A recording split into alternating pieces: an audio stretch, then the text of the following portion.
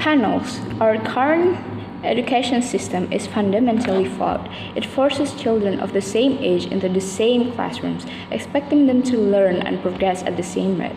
However, this one-size-fits-all approach fails to acknowledge the vast differences in abilities and readiness that the children possess, because not all students by the same age has the same progress of abilities and learning competences. By failing to acknowledge the student needs and abilities, this would not only give disadvantage to the student, but also to the future educational system, human resources, and society. Therefore, I'm Akfilni, the first speaker of the proposition team, strongly agree with the motion today that this House would abolish primary and middle school years that group children based on age and instead group them by competency and intelligence. First, I would like to set up on our speech now. First. So what do we mean by abolish? Abolish is to change our educational system that's age-based grouping into competence and abilities grouping. And next, what we mean by competence and abilities. By competence and abilities, I believe that we should focus on our intellectual IQ, and we should not focus on the emotion intellectual.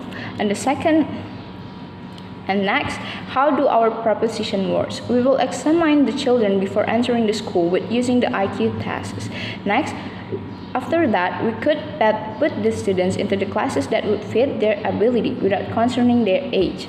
Now, having done with the setup, I would like to give two main arguments in my speech today. First is the disadvantage of the age-based grouping, and the second is the advantage of the competence and abilities grouping. First is the disadvantage. Come to my first argument then, is the disadvantage of the age grouping. There are two main points here. First is lack of competences. Age-based grouping could cause students a lack of competences because the students that didn't competences yet but were forced because of their age to pass the class. By grouping them in competency and intelligence, we can filter them who deserve to pass and those who don't. The great educational system is student-centered. The school needs to fulfill student needs. So, external factors such as teacher and school is not calculated and the lack of competence here. We believe that even if this teacher explained the material hardly and effectively, but student is not ready yet, then it will be just the same. Okay, next is the 2 point is that age-based grouping could cause cheating. Panels. Education based on grouping causes cheating such as falsification of data, especially in primary school, because when school and trial education is based on age, students who are not old enough or even older than the regulations, the parent would most likely falsify data so that their children can enter the school. Competence and abilities based grouping can prevent this because they do not require an age requirement to register, but rather look at the student's abilities in this case.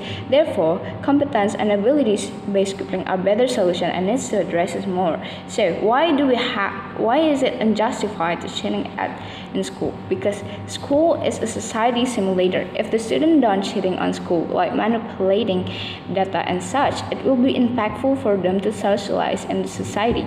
It will worsen the immoral of the society subject and would head to breaking the rules behavior worsen in the society. Therefore, we believe that competence and abilities based is better solution for students rather than the age-based grouping.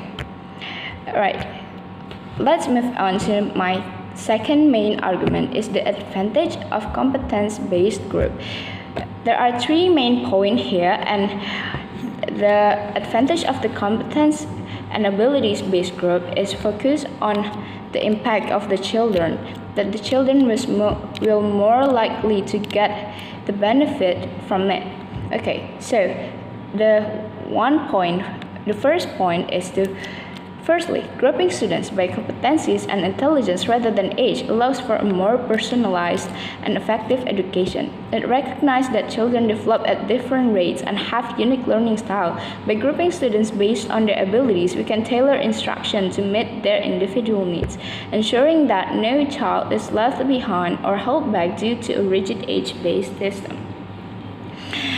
The second point is the competency and the abilities-based grouping approach promotes healthy competition and motivations among students. In traditional age-based classrooms, children may become disinterested or frustrated because if they are consistently ahead or behind their peers. In the competency and abilities-based system, students will be surrounded by peers who are at a similar academic level, fostering an environment where they can challenge and support each other, ultimately driving higher levels of achievement.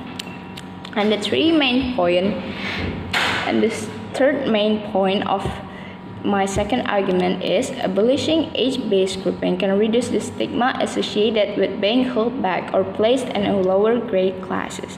In our current system, students who are struggle with certain subjects might be labeled as less intelligent or slow learner simply because they haven't reached the same level as their peers in a particular subject.